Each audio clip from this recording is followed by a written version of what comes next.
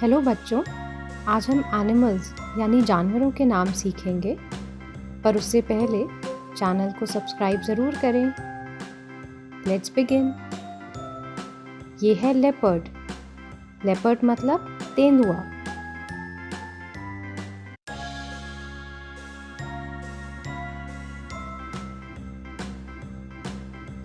ये है tiger. Tiger मतलब बाघ।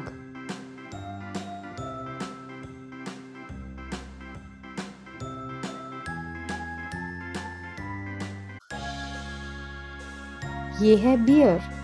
बियर मतलब भालू।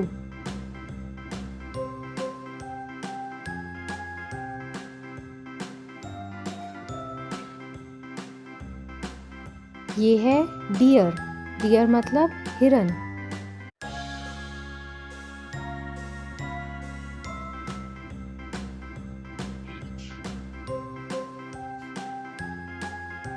ये है मंकी।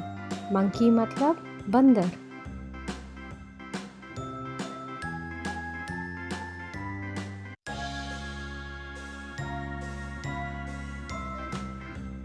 ये है स्नेक।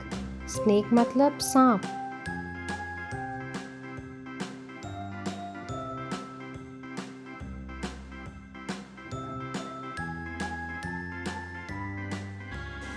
ये है कैमल। कैमल मतलब ऊंट।